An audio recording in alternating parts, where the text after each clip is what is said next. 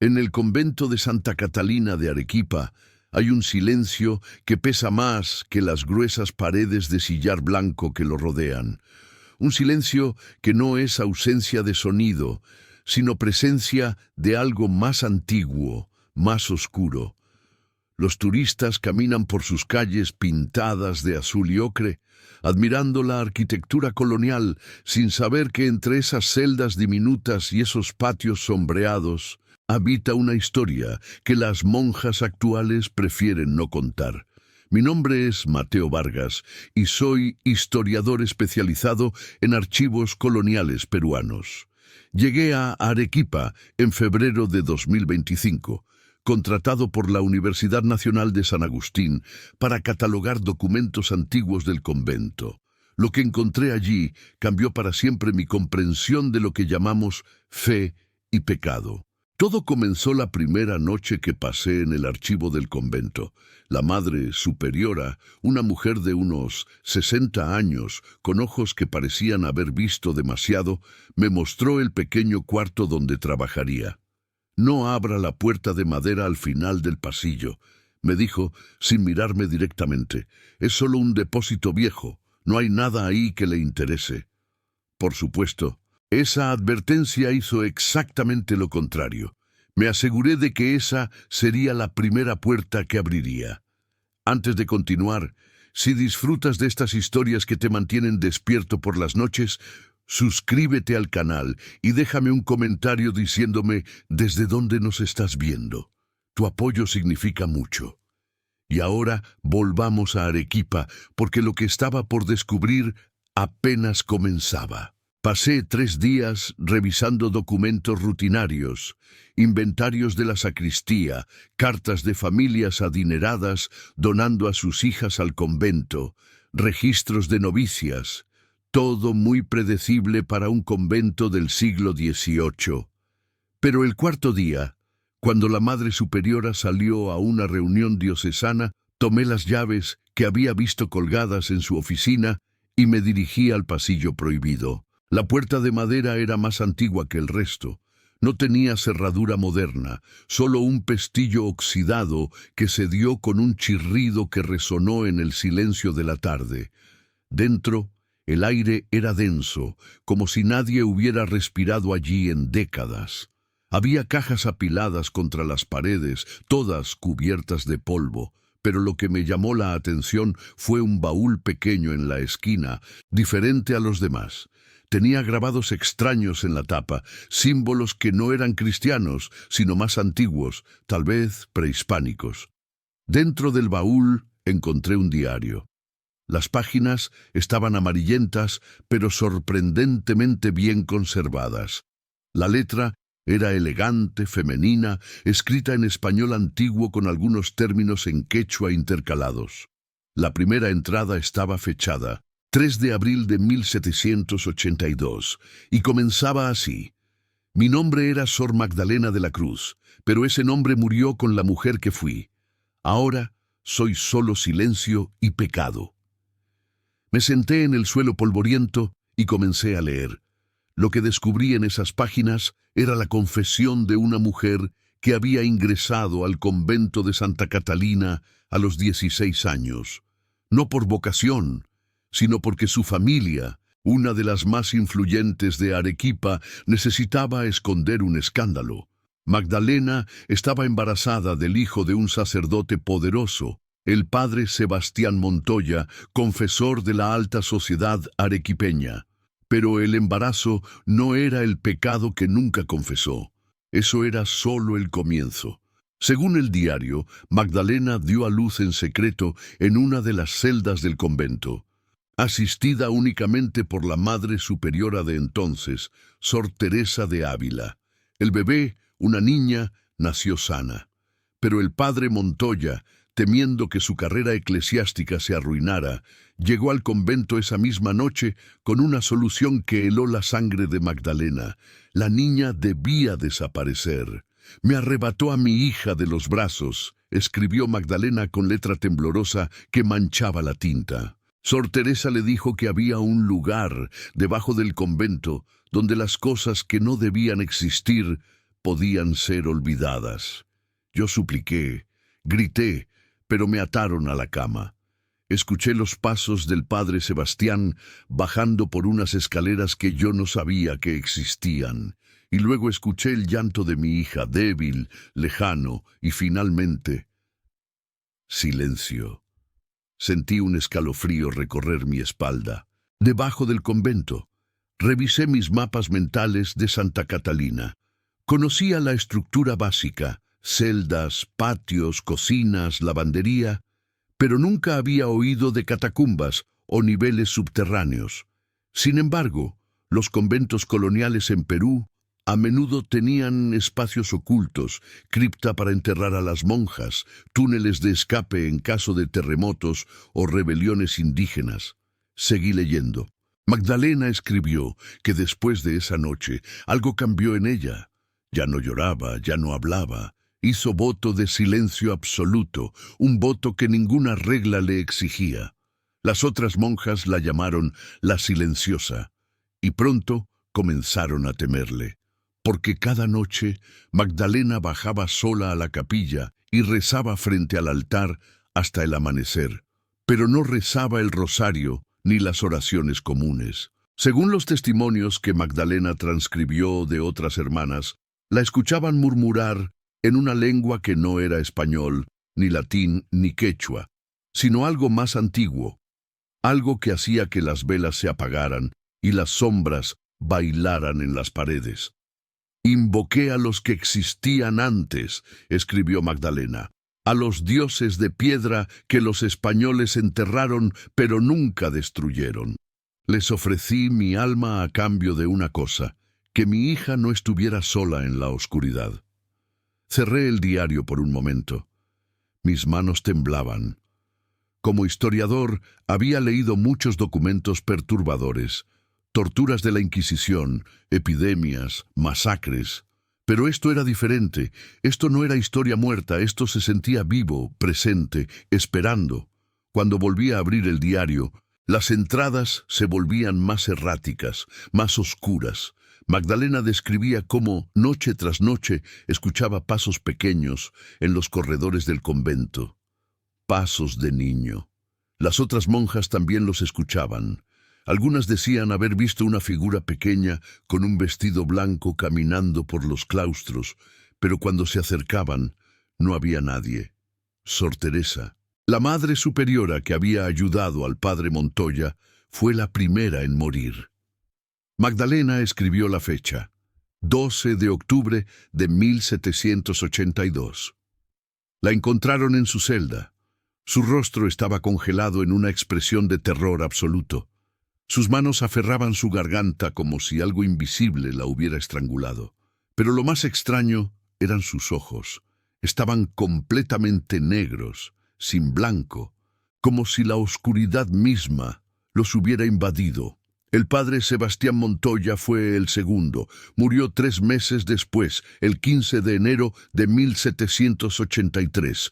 Lo encontraron en la sacristía de la Catedral de Arequipa, arrodillado frente al altar. Aparentemente había muerto de un ataque al corazón, pero su diario personal, que Magdalena logró leer años después, describía pesadillas horribles en sus últimas semanas. Una niña de ojos vacíos que lo visitaba cada noche, susurrándole en una lengua antigua, mostrándole imágenes de lo que le había hecho, de cómo había bajado con ella a esa oscuridad bajo el convento y la había dejado allí sola para morir de frío y hambre. Él confesó en su diario que la escuchaba llorar cada noche, escribió Magdalena. Pero no era un llanto de niña, era algo más profundo, más antiguo, como si todas las almas olvidadas bajo las piedras de Arequipa lloraran a través de ella. Las entradas finales del diario de Magdalena eran las más perturbadoras. Describía cómo, después de las muertes de Sor Teresa y del padre Montoya, ella misma comenzó a cambiar. Ya no sentía hambre ni sed. Podía pasar días sin dormir, y por las noches bajaba sola al sótano del convento a un lugar que llamaba la Boca de Piedra, donde susurraba a la oscuridad, y la oscuridad le respondía. Mi hija está conmigo ahora, escribió en una de las últimas entradas, fechada el 2 de marzo de 1784. Pero ya no es humana. Ninguna de las dos lo somos. Nos hemos convertido en algo que guarda este lugar, que protege los secretos que no deben ser revelados. Yo soy la monja silenciosa, y mientras este convento exista, yo existiré con él, asegurándome de que los pecados de los poderosos no queden impunes. La última entrada era breve y estaba escrita con una letra diferente, más firme, más segura. A quien encuentre este diario, no busques la boca de piedra, no bajes, ella no ha olvidado. Yo no he olvidado. Y si profanas este lugar, te unirás a nosotras en el silencio eterno. Estaba oscureciendo cuando terminé de leer. Miré por la ventana del pequeño depósito y vi las sombras alargarse sobre los muros del convento. Sabía que debía irme, cerrar ese baúl, devolver las llaves y olvidar todo lo que había leído, pero la curiosidad del historiador es una maldición. Necesitaba saber si era real. Necesitaba encontrar esa boca de piedra. Esa noche, cuando el convento quedó en silencio y las monjas se retiraron a sus celdas, tomé una linterna y el plano arquitectónico que había conseguido de los archivos municipales. Busqué anomalías, espacios que no encajaran, y la encontré debajo de la lavandería, en el ala oeste del convento. Había un desnivel en el plano que no correspondía con la estructura visible, un espacio vacío de aproximadamente 3 metros de altura. Bajé a la lavandería. Era un lugar que los turistas nunca visitaban, lleno de antiguos pilones de piedra y canales de agua. En la esquina más oscura, detrás de uno de los pilones, encontré lo que buscaba. Una trampilla de madera tan antigua y sucia que se confundía con el piso. Tenía un aro de hierro oxidado que apenas sobresalía. Tiré de él con todas mis fuerzas. La madera protestó, pero cedió. Debajo había escaleras de piedra que descendían a la oscuridad absoluta. El aire que subía era frío y olía a humedad, a tierra, a algo dulzón y podrido que me revolvió el estómago. Encendí mi linterna y comencé a bajar. Los escalones eran irregulares, tallados directamente en la piedra volcánica característica de Arequipa. Las paredes estaban húmedas y cubiertas de un musgo negro que brillaba débilmente con la luz de mi linterna. Conté 22 escalones antes de llegar a un pasillo estrecho. El techo era tan bajo que tuve que agacharme para avanzar. El pasillo se extendía unos 10 metros y terminaba en una cámara circular. Era pequeña, no más de 4 metros de diámetro. Las paredes tenían nichos tallados y en cada uno había restos humanos, pequeños esqueletos. Algunos tan pequeños que solo podían ser de bebés o niños muy pequeños. Conté 9 nichos, 9 pequeños cuerpos olvidados. En el centro de la cámara había un círculo tallado en el piso. Dentro del círculo, símbolos que reconocí vagamente de mis estudios sobre iconografía prehispánica. Serpientes, espirales, figuras que representaban el inframundo andino, el Ucu Pacha. Y en el centro exacto del círculo había una pequeña calavera infantil, perfectamente colocada, con algo dentro de su boca. Me arrodillé junto al círculo, sin atreverme a cruzarlo. Con cuidado, saqué de mi mochila unas pinzas largas que usaba para manipular documentos antiguos. Las extendí hacia la calavera y con manos temblorosas extraje el objeto de su boca. Era un rosario, pero no era de madera o plata como los rosarios normales. Este estaba hecho de dientes humanos ensartados en un cordel de pelo. Y cada diente tenía grabado un nombre minúsculo: Teresa, Sebastián, Magdalena y otros 6 nombres que no reconocí. En ese momento, mi linterna parpadeó. 1 vez, 2 veces, y se apagó. La oscuridad que me envolvió no era natural, era espesa, tangible, como si pudiera tocarla. Y en esa oscuridad escuché algo: pasos. Pequeños, ligeros, acercándose por el pasillo por el que había bajado. Intenté encender mi linterna. Nada. Saqué mi teléfono móvil. Estaba muerto, aunque tenía batería completa cuando bajé. El pánico comenzó a apoderarse de mí. Los pasos se acercaban, y con ellos escuché algo más. Una respiración infantil, entrecortada, como si alguien muy pequeño estuviera conteniendo el llanto. ¿Quién está ahí?, susurré, odiándome por lo temblorosa que sonaba mi voz. La respiración se detuvo. Los pasos también. El silencio era absoluto, y entonces, en la oscuridad completa, sentí algo. Una mano pequeña, fría como el hielo, tocó mi tobillo. Grité. Retrocedí instintivamente y mi espalda golpeó contra la pared de la cámara. La mano me soltó, pero ahora podía escuchar más, muchos más pasos. Pequeños pies descalzos caminando en círculo alrededor de mí. 9 pares de pies, 9 niños muertos caminando en la oscuridad. Y entonces escuché su voz, una voz de mujer, suave pero firme, resonando en las paredes de piedra. No debiste venir aquí, Mateo Vargas. Los secretos enterrados deben permanecer enterrados. ¿Sor Magdalena? Logré articular. Una risa suave, melancólica. Ese nombre. Hace tanto que no lo escucho. Sí, una vez fui ella. Ahora soy solo guardiana. Guardiana de las almas olvidadas, de los pecados escondidos, de la justicia que los poderosos niegan. ¿Qué les hicieron a estos niños? Pregunté, aunque parte de mí ya lo sabía. Lo mismo que a mi hija, respondió la voz. Hijos del pecado, hijos de sacerdotes, de nobles, de hombres importantes que no podían permitirse el escándalo. Los trajeron aquí, a esta boca de piedra, y los dejaron morir. Algunos de hambre, otros de frío, uno por uno, olvidados, como si nunca hubieran existido. Los pasos infantiles continuaban girando a mi alrededor. Podía sentir su presencia, su frío antinatural. Mis ojos se estaban adaptando ligeramente a la oscuridad y comencé a ver formas. Pequeñas siluetas, no del todo sólidas, brillando con una luz tenue y azulada. 9 niños, todos mirándome con ojos vacíos. ¿Por qué me dejaste leer el diario?, pregunté. ¿Por qué no simplemente mantenerlo escondido? Porque es tiempo, dijo Magdalena. Su forma comenzó a materializarse frente a mí. Era tal como imaginaba, una monja joven de no más de 20 años, con el hábito blanco y negro de las dominicas. Pero su rostro estaba pálido, casi translúcido, y sus ojos eran completamente negros, sin pupila ni iris.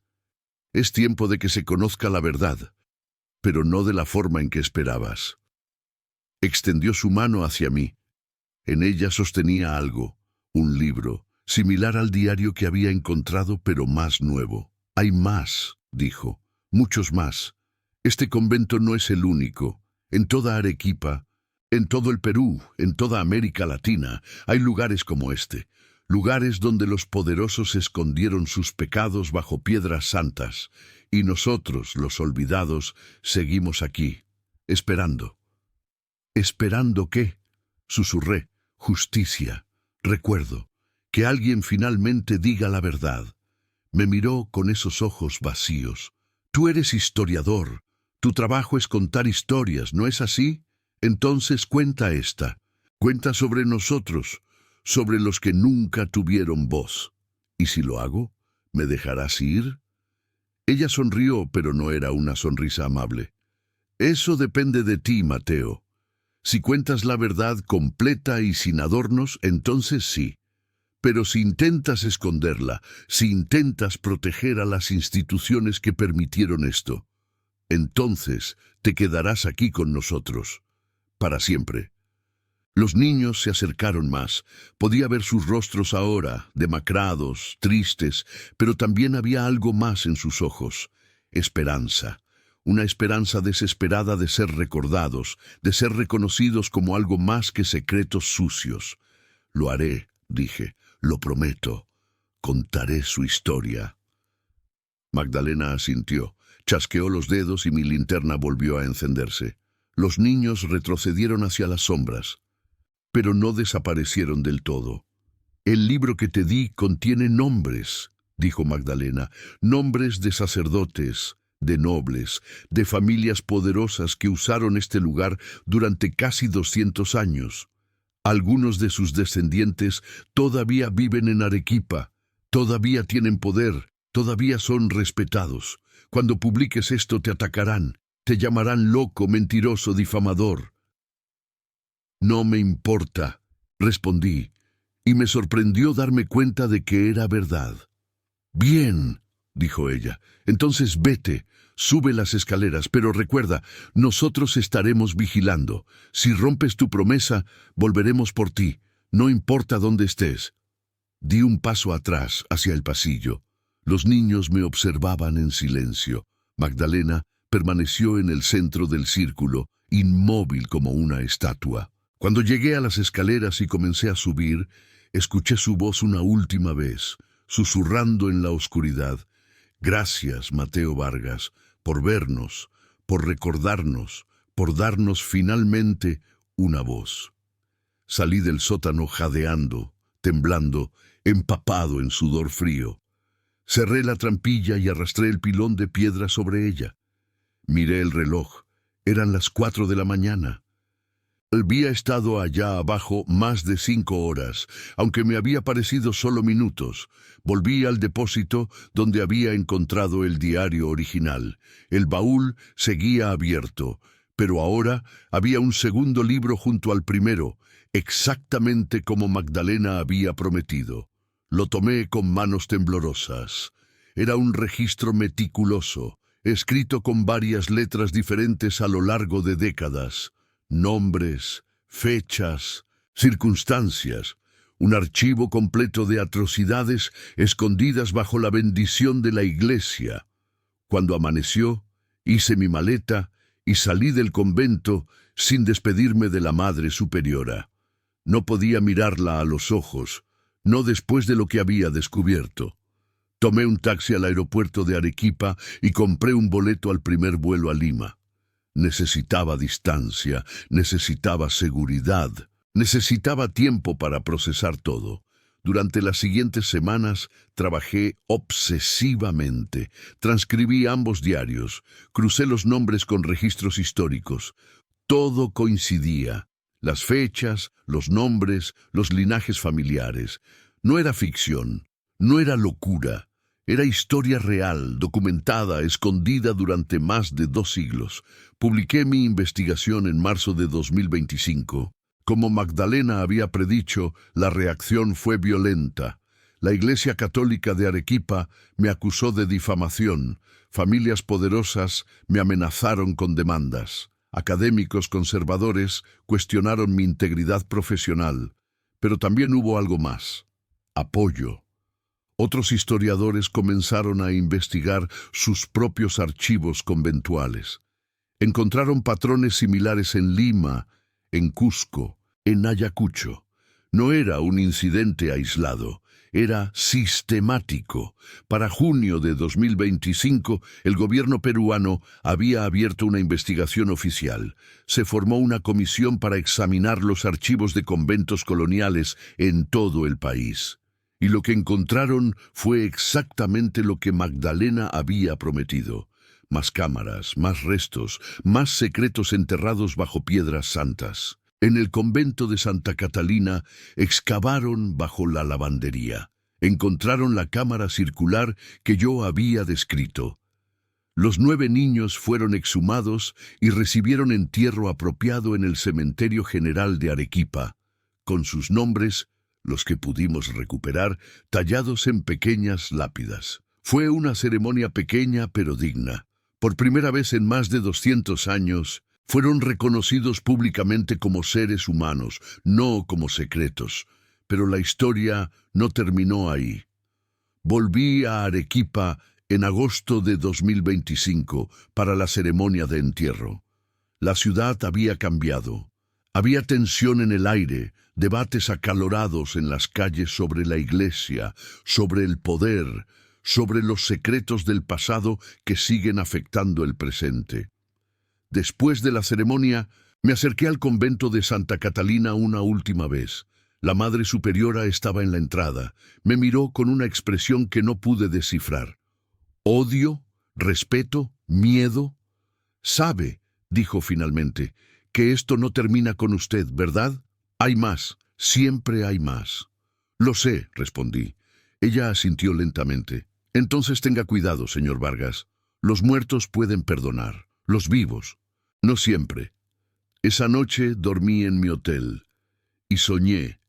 Soñé con Magdalena, con los 9 niños, pero esta vez no estaban en la oscuridad. Estaban en un campo abierto, bajo el sol, corriendo y riendo. Magdalena me miró y sonrió. Una sonrisa genuina esta vez, no la sonrisa triste y amarga de antes. Gracias, dijo, y entonces desapareció. Desperté con lágrimas en los ojos. Han pasado meses desde entonces. Ahora es febrero de 2026 y sigo recibiendo cartas. Algunas son amenazas, pero otras son diferentes. Son de personas en toda América Latina que me cuentan historias similares que han escuchado de sus abuelos, de sus bisabuelos. Historias de conventos con sótanos sellados, de orfanatos coloniales con patios que nadie visita, de iglesias con criptas que no están en los planos oficiales. Cada historia es un hilo en una teladera más grande, una revelación de cómo el poder y la religión se entrelazaron para silenciar, esconder, olvidar. Pero ya no pueden esconder, ya no pueden olvidar, porque los muertos, como Magdalena me enseñó, tienen su propia forma de justicia, paciente, inexorable, eterna. La monja silenciosa ya no camina sola por los pasillos de Santa Catalina.